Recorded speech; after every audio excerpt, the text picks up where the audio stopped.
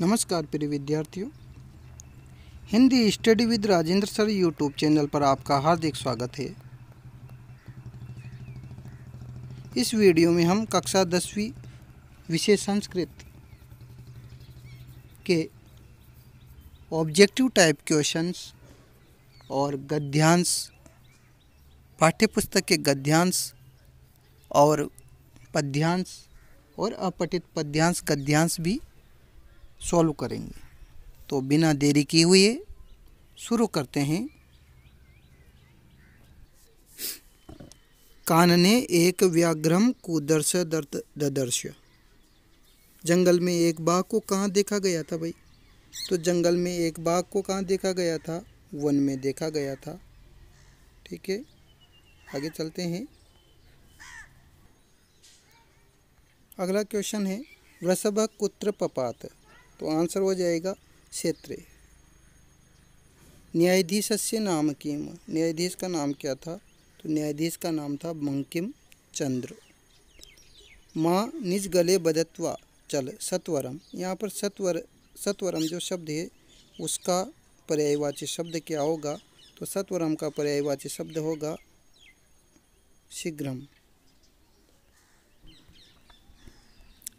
अगला क्वेश्चन है बुद्धि बलवती सदा इति पाठात कस्मात् ग्रंथात संकलित। कौन से पाठ से संकलित है?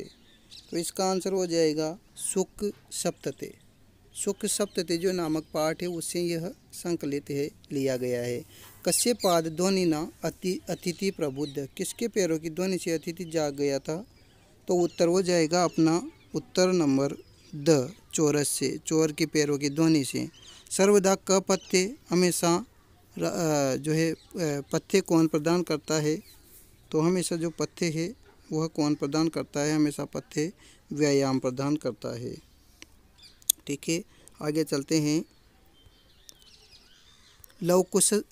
लवकुशयो वंशस्य कर्ता क। लवकुश वंश के कर्ता कौन है? तो लवकुश वंश कौन से वंश के हैं? सूर्यवंशी। सुस्पष्ट देह किसकी थी?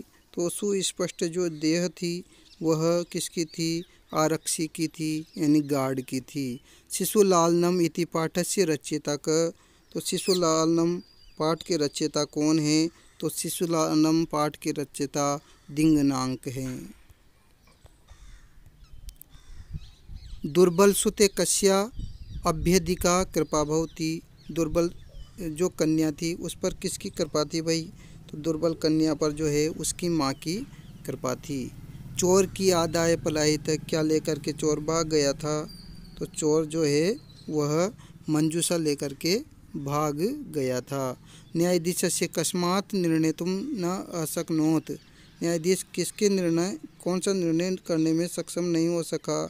तो चोर के डर का निर्णय करने में सक्षम नहीं हो सका।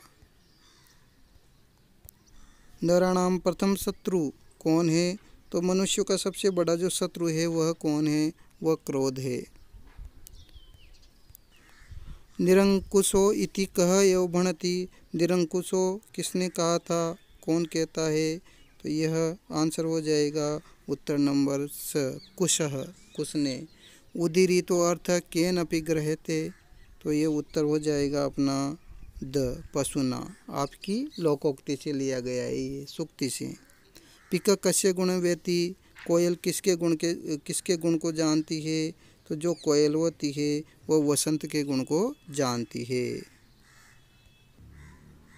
बाल भावात हिमकरः कस्य मस्तके विराजिते।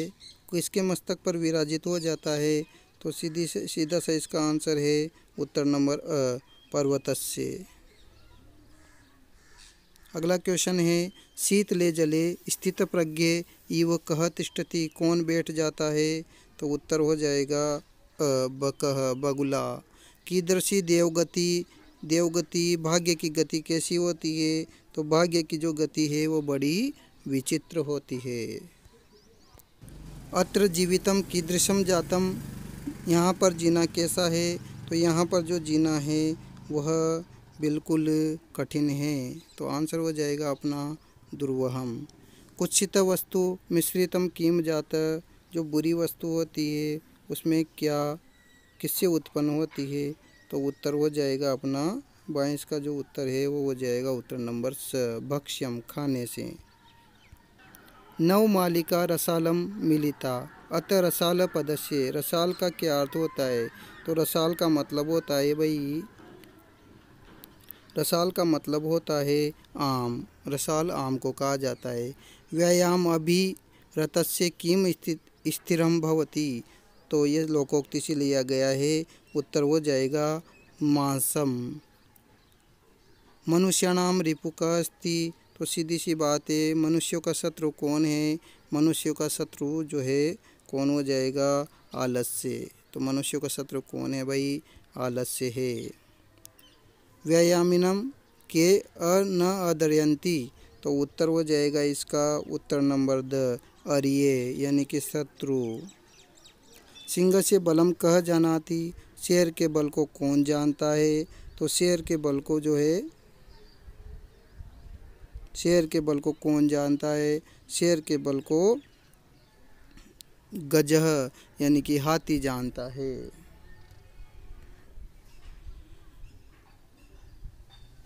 मृगे, ठीक है, आगे चलते हैं। सर्वम देनु नाम माता कह सुरभि, और अमंत्रम किम नास्ति, अमंत्रम किम नास्ति, तो उत्तर हो जाएगा स वचनम। विभक्ति प्रयोगेण रिक्त स्थानानि पूर्यत, रिक्त स्थानों की पूर्ति करना है। पिता पुत्राय क्रोधयति, पिता पुत्र पर क्रोध करते, यहाँ पुत्र दे रखा है तो क्रुद्ध धातु के योग में जो है किसका यूज किया जाएगा? चतुर्थी विभक्ति का यूज कर दिया जाएगा। अगर इसके साथ अभी भी जोड़ दिया जाता है तो अभी जोड़ने पर ये कौन सी विभक्ति आएगी? फिर द्वितीय विभक्ति आएगी, ठीक है। आगे चलते हैं। ग्राम अभित क्षेत्राणि संति, तो यहाँ पर गांव दे रखा है, आपको जो है यहाँ पर खाली स्थान देगा, तो इसमें क्या भर रखा है इसने? द्वितीय विभक्ति। क्यों आई? क्योंकि अभित परित सम्य निक्षा प्रतियोगे च नामक सूत्र से अभित के योग में कौन सी विभक्ति? अभित यानी कि दोनों ओर के योग में कौन सी विभक्ति होती है? द्वितीय विभक्ति। तो राम से क्या बन गया? रामम। तो ग्राम से क्या बन गया? ग्रामम। आगे देखो, श्री गणेशाय नमः, तो श्री गणेश चतुर्थी विभक्ति का प्रयोग क्यों किया गया? क्योंकि यहाँ पर नमः स्वस्ति स्वधा अलम वशिष्ठ योगाश्च, इनमें जो है कौन सी विभक्ति का प्रयोग होता है? चतुर्थी विभक्ति का प्रयोग किया जाता है, तो उत्तर हो जाएगा नमः के योग में चतुर्थी विभक्ति का प्रयोग किया गया है। सकर्ण्यन बधिर, वह कान से क्या है? कान से बहरा है, तो कौन सा सूत्र लग जाएगा? सूत्र लग जाएगा इसमें एनांग विकार। कौन सा सूत्र लग जाएगा इसमें? एनांग विकार, मतलब जिसके अंग विकार में दोष पाया जाता है, जिसके अंगों में दोष पाया जाता है उसमें कौन सी विभक्ति आती है? तृतीय विभक्ति का यूज किया जाता है। इस वजह से कर्ण की वजह से कौन सी विभक्ति आ गई भाई? तृतीय विभक्ति आ गई। आगे चलते हैं। कविसु कालिदास श्रेष्ठ कवि, जहाँ पर किसी भी व्यक्ति को किसी दूसरे व्यक्ति से श्रेष्ठ बताया जाता है वहाँ पर या तो षष्ठी का प्रयोग किया जाता है या सप्तमी का प्रयोग किया जाता है। तो यहाँ पर किसका यूज किया जा रहा है? यहाँ पर कविसु यानी कवियों में कालिदास क्या हैं? श्रेष्ठ। तो श्रेष्ठ के अर्थ में किसका प्रयोग किया गया? सप्तमी विभक्ति का। आगे चलते हैं। बालकाय मोदकानि रोचनते, रोचनते यानी कि रुच धातु के योग में कौन सी विभक्ति का प्रयोग किया जाता है? जहाँ पर जिस व्यक्ति को वह चीज़ें अच्छी लगती है, तो रुच धातु के योग में जो है चतुर्थी विभक्ति का प्रयोग किया जाता है। तो यहाँ पर चतुर्थी विभक्ति का प्रयोग किया गया है रुच धातु के योग में। मोहन पिता सह गच्छति, तो पिता का मूल शब्द क्या होता है? पिता का मूल शब्द होता है पितृ, पितृ है ना, तो पितृ ऋकारांत है। तो यहाँ पर सह साकम सार्धम जो समम, सह साकम सार्धम समम निक्षा, सह साकम सार्धम समम, इनके योग में कौन सी विभक्ति होती है? इनके योग में तृतीय विभक्ति का प्रयोग किया जाता है। तो पिता की तृतीय विभक्ति क्या हो गई भाई, पित्रा। तो सह के योग में किसका प्रयोग किया गया है, तृतीय विभक्ति का प्रयोग किया गया है। आगे चलते हैं। आगे आपको दे रखा है तव नाम कीम। तो तव दे रखा है, इसमें तुम्हारा नाम क्या है। तो यहाँ पे सीधी सी बात है, क्या अर्थ निकल रहा है, रा री रे या ना नी ने। इस अर्थ में किसका प्रयोग कर दिया जाता है, षष्ठी विभक्ति का प्रयोग किया जाता है। तव यूयो युष्माकम। तो इसकी जो है षष्ठी विभक्ति क्या हो जाएगी, तव यूयो युष्माकम। तव यूयो युवयो ये द्वितीय विभक्ति में हो जाएगी और युष्माकम तृतीय विभक्ति में हो जाएगी। ठीक है, तव यूयो युष्माकम। तो तव का प्रयोग कर दिया गया है। आगे अहम गुरु सेवाम करोमि। मैं गुरु की, क्या अर्थ आ गया, किसकी सेवा करता है, गुरु की। तो का की के अर्थ में भी कौन सी विभक्ति आ जाती है, का की के अर्थ में कौन सी विभक्ति आ जाती है, षष्ठी विभक्ति का प्रयोग कर दिया जाता है। षष्ठी विभक्ति का प्रयोग कर दिया जाता है। तो यहाँ पर गुरु की षष्ठी विभक्ति क्या हो जाएगी, गुरु की जो है षष्ठी विभक्ति क्या हो जाएगी, गुरोह। पंचमी भी क्या होती है, गुरोह होती है। और सप्तमी क्या हो जाती है, गुरव हो जाती है। ठीक है, आगे चलते हैं। तो षष्ठी विभक्ति का प्रयोग किया गया है गुरोह, यहाँ पे पीछे विसर्ग आ जाएगा। आगे चलते हैं। वृक्षात पत्राणि पतंती। तो इसका उत्तर हो जाएगा जहाँ पर कोई भी चीज़ किसी भी चीज़ से क्या हो, अलग हो। तो अलग होने के योग में किसका किया जाता है प्रयोग, पंचमी विभक्ति का प्रयोग किया जाता है। आगे चलते हैं। हिमालयात गंगा प्रभवती। तो भू प्रभव जो सूत्र होता है, जहाँ पर कोई भी चीज़ कहीं से उत्पन्न होती है, तो भू प्रभव जो सूत्र होता है, भू प्रभव, उसके अकॉर्डिंग क्या हो जाएगा, उसके अकॉर्डिंग जो है जहाँ से उत्पन्न होती है, जहाँ से अलग हो रही है, उसमें किसका विभक्ति प्रयोग कर दिया जाएगा, सप्तमी विभक्ति का प्रयोग कर दिया जाएगा। तो क्या आ जाएगा, हिमालयात। ठीक है, सप्तमी सॉरी पंचमी विभक्ति का प्रयोग कर दिया जाएगा। तो वृक्षात यानी कि जहाँ पर कोई भी वस्तु क्या हो, किसी भी चीज़ से क्या हो, अलग हो। तो वृक्ष से जो है पत्ता अलग हो रहा है, इस वजह से वृक्ष में जिससे अलग हो रहा है उसमें कौन सी विभक्ति आ जाती है, पंचमी विभक्ति आ जाती है। उसी प्रकार से हिमालयात गंगा प्रभवती। तो इसके अकॉर्डिंग जो है भूव प्रभव जो सूत्र है, भूव प्रभव जो सूत्र है, जहाँ पर कोई भी चीज़ किसी भी चीज़ से उत्पन्न होती है, तो गंगा कहाँ से उत्पन्न हो रही है, हिमालय से। तो हिमालय के योग में कौन सी विभक्ति आ जाएगी, हिमालय के योग में पंचमी विभक्ति का प्रयोग हो जाएगा। आगे देखो, भवान कुत्र गच्छति। आप कहाँ जा रहे हो। तो आप क्या है भाई, आपको क्या बोला जाता है, भवान। तो द्वितीय विभक्ति भवान, भवंतो भवंतः। तो ये प्रथमा विभक्ति का वचन हो जाएगा। ठीक है, भवान। आगे देखो,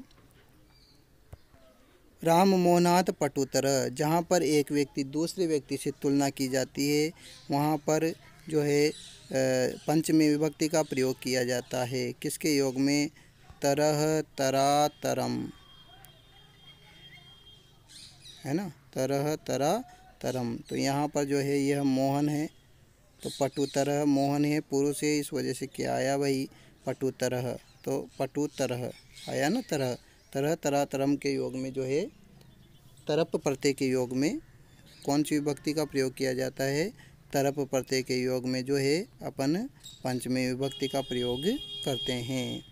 आगे चलते हैं। अगला है मह्यम क्रीडनकम रोचते। मेरे द्वारा खिलौना अच्छा लगता है। तो रुच धातु के योग में किसी भी चीज़, जो भी जिस व्यक्ति को जो चीज़ अच्छी लगती है, जिसको अच्छी लगती है, तो उसके योग में, जिसको अच्छी लगती है उसके योग में कौन सी विभक्ति आती है, चतुर्थी विभक्ति आती है। तो अहम आवाम वयम, माम आवाम अस्मान, और मया आवाभ्याम अस्माभि, और मह्यम आवाभ्याम असंभ्यम। तो ये मह्यम आ जाएगा चतुर्थी विभक्ति का एक वचन। आगे चलते हैं। बालक सिंघात विभेति।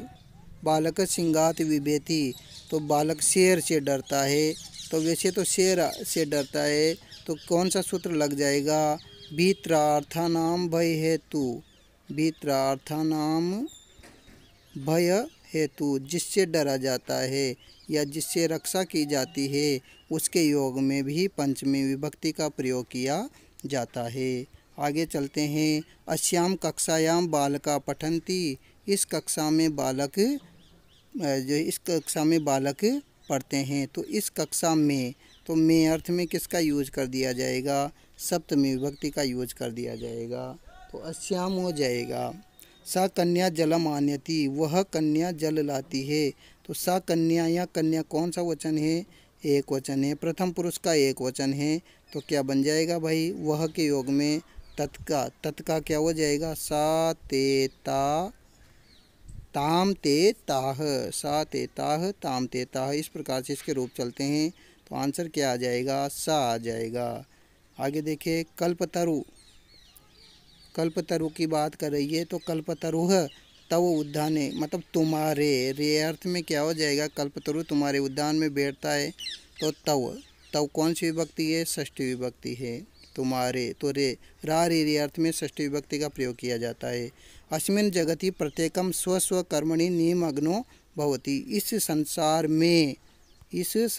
में, तो मैं के योग में मैं पे पर योग में कौन सी विभक्ति आती है?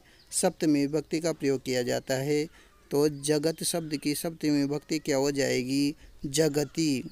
तस्या च एका दुहिता आसीत, उसके एक पुत्री थी। तो उसके थी न वह, तो उससे संबंध बताया गया है ना। तो का की के अर्थ में किसका प्रयोग किया जाता है?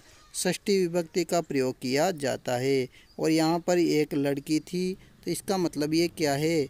ये एक वचन, ये जो है एक वचन तो है सही, बल्कि ये एक स्त्रीलिंग है। कौन सा लिंग है? स्त्रीलिंग। तो स्त्रीलिंग के अकॉर्डिंग तत्शब्द से क्या बन जाएगा भाई? स्त्रीलिंग में तस्या, उसकी, है ना, तस्या। तो आंसर हो जाएगा तस्या। मिलते हैं अगले वीडियो में। वीडियो देखने के लिए आपका धन्यवाद। यदि आप हमारे चैनल पर पहली बार विजिट कर रहे हैं तो चैनल को लाइक करें और शेयर करें।